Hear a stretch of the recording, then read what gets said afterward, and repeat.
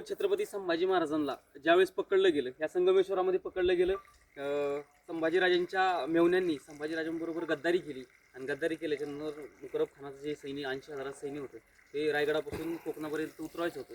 हा रस्ता पण दाखवणारे गणोजी शिर्केच होते. त्या गणोजी शिर्क्यांनी तो रस्ता दाखवला आणि दाखवल्याच्यानंतर सुरुवात झाली संभाजीराजांना पकडायला. त्यावेळेस संताजी धनाजी म्हणजे ज्यावेळेस ते 80,000 सैन्य त्या सरदेसांच्या वाड्याच्या बाहेर आल्याच्या नंतर तिथं सरदेसांच्या वाड्याला वेढा पडला आणि वेढा पडल्याच्या नंतर संताजी धनाजी संभाजी महाराजांना म्हणतात की महाराज तुम्ही लवकरात लवकर निघा आणि रायगडाला पोचा. रायगडाला पोचल्याच्या नंतर तिकडून सैन्य घेऊन या. पण महाराज म्हणतायत संताजी धनाजी आपल्यातलं गद्दार कोण झालंय, फितूर कोण झालंय, कारण मी कोकणात आलेलो हे कोणालाच माहीत नव्हतं आणि त्यांना कसं माहीत असं म्हणल्याच्या नंतर संताजी धनाजींनी नावं घेतली.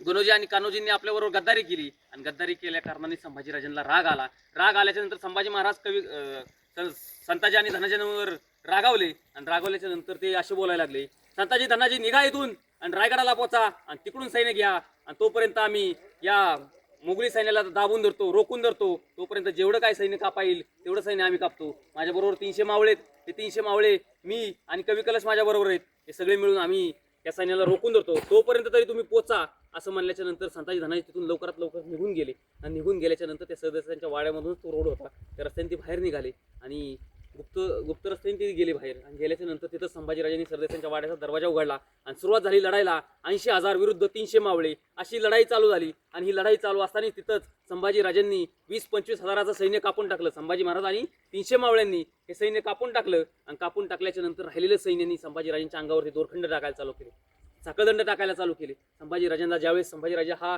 आपल्या काबीजच होत नाही त्यानंतर त्या जसं प्राण्याला पकडावं या प्रमाणामध्ये संभाजीराजांच्या अंगावरती फासा टाकला गेला आणि फासे टाकून संभाजीराजांना पकडायला चालू झालं. एखादा प्राणी पकडावा, एखादा सिंह पकडावा या प्रमाणामध्ये संभाजीराजांना पकडलं गेलं. पकडल्याच्या नंतर तिथून लवकरात लवकर या संभाजीराजाला हलवा असा इकलास खान म्हणतोय. इकलास खान त्याच्या मुकरब खानाला म्हणतोय, त्याचा बाप आहे मुकरब खान, त्या मुकरब खानाला म्हणतोय की चल लवकरात लवकर उरक आणि आपल्या सुरक्षित ठिकाणी घेऊन चल, मराठ्यांचं सैन्य आलं तर आपल्याला तिथं सोडणार नाही, ते कापून खाते ना आपल्याला. असं म्हणल्याच्या नंतर त्यांनी लवकरात लवकर संभाजीराजा आणि कवी कलशांना पकडल्याच्या नंतर लवकरात लवकर हलवलं. ज्या संगमेश्वरातून हलवलं 32 शिराळमध्ये आले. 32 शिराळमध्ये 4-5 धनगराच्या पोरांनी संभाजीराजांना वाचवण्याचा प्रयत्न केला पण संभाजीराजांना तिथं वाचवण्यात त्यांचं अपयश आलं, त्यांना मारलं गेलं आणि तिथून सुरुवात झाली. 32 शिराळ, सातारा, कराड, फलटण, बारामती, कुरकुम, दौंड या मार्गे संभाजीराजांना या किल्ल्यावरती आणलं. किल्ल्यावरती आणल्याच्या नंतर सुद्धा या किल्ल्याच्या आतमध्ये नाही आणलं, किल्ल्याच्या बाहेर खंडोबाचा माळ आहे, या खंडोबाच्या माळावरती आणलं गेलं. खंडोबाच्या माळावरती इथून 2 किलोमीटर अंतर आहे. त्या खंडोबाच्या माळावरती संभाजीराजांना ठेवलं गेलं. त्यांच्या बाजूनी सगळं सैन्य, आसपास कोणतीही लोकवस्ती नव्हती अशा ठिकाणी संभाजीराजांना ठेवलं गेलं. असं डांबून ठेवलं, असा एक खांब अशा खांबावरती असं डांबून ठेवलं संभाजीराजा आणि कवी कलशांना. डांबल्याच्या नंतर तिथं संभाजीराजांना 3 दिवस ठेवलं गेलं आणि 3 दिवस ठेवण्याचं कारण एकच, तिथं औरंगजेब अकलूजच्या तळावरून ह्या किल्ल्यापर्यंत पोहोचायला 3 दिवस लागणार होते, त्यामुळे तो इथं पोहोचला नव्हता. ज्यावेळेस तो इथं पोहोचला त्याबरोबर 5 लाखात सैन्य होतं. ते 5 लाखात सैन्य खंडोबाच्या माळावरती गेलं. खंडोबाच्या माळावरती गेल्याच्या नंतर तो औरंगजेबाची मुलगी आणि त्याच्याबरोबर आलेले सरदार या वेशीतून आतमध्ये आले. हा राजदरबाराचा परिसर आहे. या राजदरबाराच्या परिसरात आल्याच्या नंतर तो त्याचं तख्त त्या 4 दगडांच्या मध्ये लावलं होतं. त्या 4 दगडांच्या मध्ये चांदीचं तख्त होतं. त्या चांदीच्या तख्तावरती तो बसला. उजव्या बाजूला त्याची पोरगी बसली, पडद्यांमध्ये आतमध्ये बसली आणि तिथून त्यांनी आदेश काढला की त्या संभाजीला घेऊन या, संभाजी राजाला घेऊन या असा आदेश काढला. आणि काढल्याच्या नंतर इथून मोगली सैन्य त्या खंडोबाच्या माळावरती गेला. खंडोबाच्या माळावरती गेल्याच्या नंतर तिथं संभाजीराजा हा महापुरुष आहे, संभाजीराजा हा तख्तावरती बसलेला आहे, संभाजीराजा महान आहे आणि ह्या महान व्यक्तीला आपल्याला एक सामान्य व्यक्ती बनवायचा आहे. यासाठी काय करायचं तर त्यांनी सुरुवात केली. संभाजीराजाला काटेरी साखळदंड जाळले गेले, विदेशकाचे कपडे घातले गेली, विदेशकाची टोपी घातली गेली, तोंडाला काळं फासलं गेलं आणि तख्त सोडून कुल्हा करायचा आहे म्हणून तख्त कुल्हा करायचं होतं. त्यामुळे संभाजीराजांना जसं बैलाला जू घालतात त्याप्रमाणे संभाजीराजांना अशी लाकडी फळी घातली गेली आणि संभाजीराजांची धिंड काढायची होती. विटंबना करत ही दिंड निघणार होती. ही दिंड कशी होती तर मरकुट्या उंटावरती संभाजीराजांना कवी कलशांना उलटं बसवायचं आणि तो उंट हाकत पुढं इथं ज्या यादवकालीन 52 पेठा होत्या या 52 पेठांमध्ये संभाजीराजांची दिंड काढायची आणि ही दिंड काढता काढता साईडच्या लोकांनी संभाजीराजाला दगड मारायची, शेण मारायची, अंगावरती थुंकायची, काट्याकोराडे मारायची. अशा प्रमाणामध्ये संभाजीराजांना इथं खूप विटंबना करत संभाजीराजांना ही दिंड बाहेरच्या वेशीवरती आली. या किल्ल्याची समोरची जी वेस आहे त्या बाहेरच्या वेशीवरती आली आणि आल्याच्या नंतर तिथं रायप्पा महार नावाचा व्यक्ती आला होता. हा छत्रपती संभाजी महाराजांचा सवंगडी होता. तो आल्याच्या नंतर तो बघतो तर काय, माझा राजा सकळदंडात ढकललेला आहे, माझा राजा तख्तकुला केलेला आहे, माझा राजा विटंबना केलेला आहे, या राजाचं मी हे दुःख सहन करू शकत नाही असं म्हणल्याच्या नंतर त्यांनी या कमरेची तलवार काढली.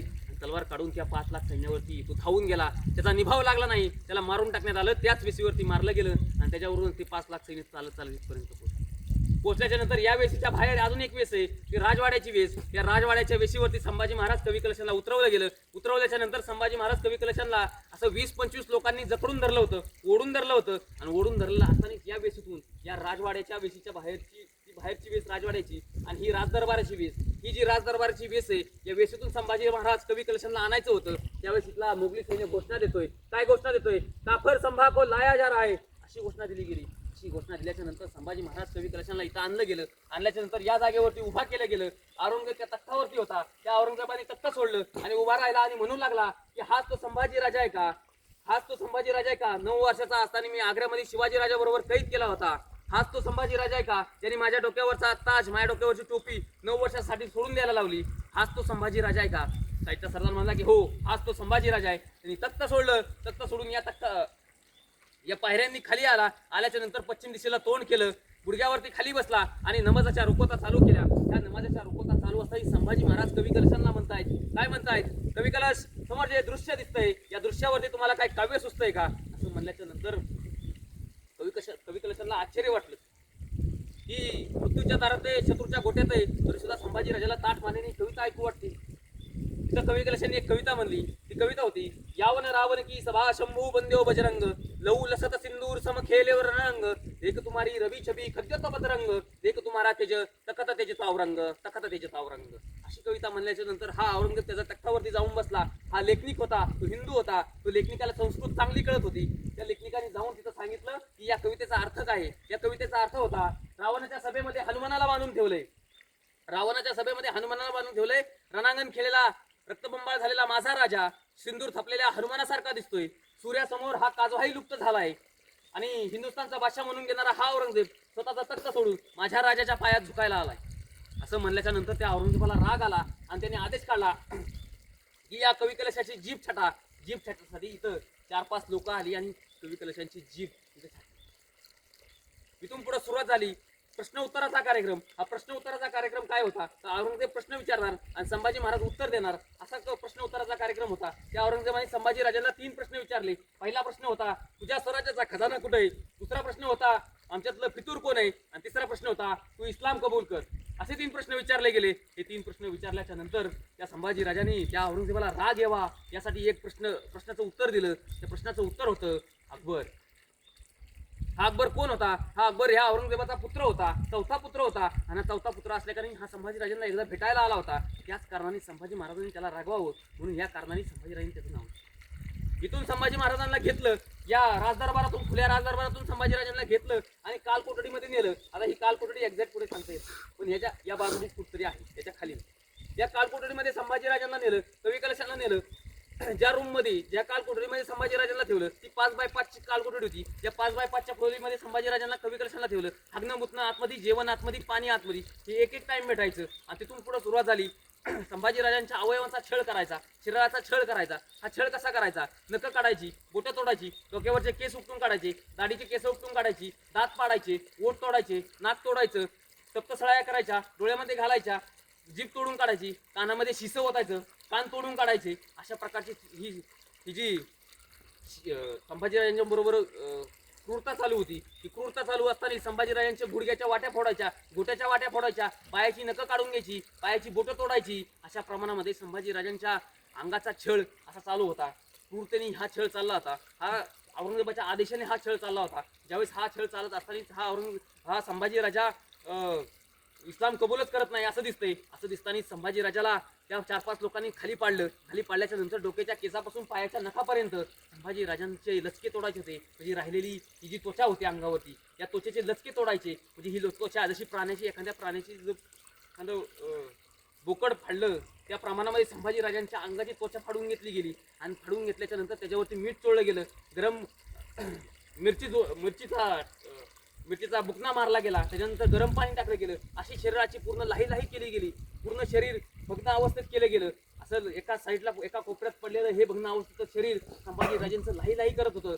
29 दिवसांचा हा कार्यकाळ इथं पूर्ण झाला आणि 29 दिवसांचा कार्यकाळ पूर्ण होता आलाच त्याच वेळेस संभाजीराजांच्या अंगावरती ती त्वचा पण थोडी थोडी यायला लागली होती. ती त्वचा बघताच त्या साईच्या कसाबांनी संभाजीराजांच्या अंगावरची त्वचा काकडी सालून काढावी या प्रमाणामध्ये संभाजीराजांची ही पुन्हा एकदा त्वचा छालली गेली आणि 29 दिवसांचा हा कार्यकाळ पूर्ण झाला आणि पूर्ण झाल्याच्या नंतर संभाजीराजांना काल कोठडीतून बाहेर काढलं गेलं आणि काढल्याच्या नंतर त्या संभाजीराजांना इथून तुळापूरपर्यंत द्यायचं होतं. पण या नदी किनाऱ्यावरून जी भीमा नदी आहे, भीमा नदीच्या किनाऱ्यावर हा पेडगावचा किल्ला आहे. या पेडगावच्या किल्ल्यापासून त्या तुळापूरपर्यंत ह्या नदी किनाऱ्यानी जे गाव लागतं त्या गावामध्ये संभाजीराजांची धिंड काढायची होती. पण ही धिंड आधी काढली त्या प्रमाणात धिंड नव्हती, ही धिंड वेगळी होती. त्या घोड्याला संभाजीराजांना घोड्यांना बांधायचं, कवी कलशांना घोड्याला बांधायचं आणि इथून संभाजीराजांना आणि कवी कलशांना त्या तुळापूरपर्यंत न्यायचं. ते कसं न्यायचं? वरपडत फरपडत सरपडत त्या तुळापूरपर्यंत न्यायचं. त्या संभाजीराजांना इथून 100 किलोमीटर अंतरापर्यंत 2 दिवस लागले.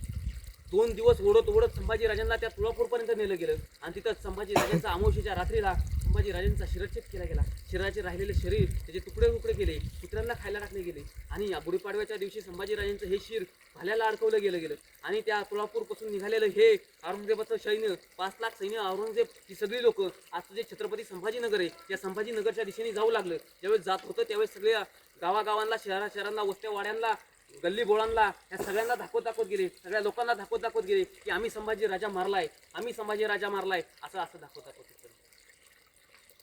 अशी ही घटना होती. आता इथली जी घटना आहे ही 29 दिवसांची घटना आहे आणि संभाजीराजांचा शेवटचा अंत आहे तो गोविंद महाराजांनी असं केला म्हणतात की गोविंद महाराज तिथं आले आणि त्यांची 4-5 लोक होती. ती लोक तिथं आली त्या तुळपूरच्या भीमा भामा इंद्रायणी संगमावरती आली आणि आल्याच्या नंतर ते तुकडे उचलले, वडूबुजुर्गला घेऊन गेले, ते शिवले गेले आणि शिवल्याच्या नंतर त्यांचा अंत्यविधी केला गेला महारवाड्यामध्ये. म्हणजे असा संभाजीराजांचा रक्तरंजित इतिहास 39 दिवसातला 29 दिवसांचा रक्तरंजित इतिहास इथं झाला आणि इथून पुढे संभाजीराजांचा अंत या तुळापूरला केला गेला. त्याचं कारण फक्त एकच की तिकडे नेऊन अंत का करायचा? त्याचं कारण होतं संभाजीराजांना त्यांच्या स्वराज्यात त्यांच्या राज्यामध्ये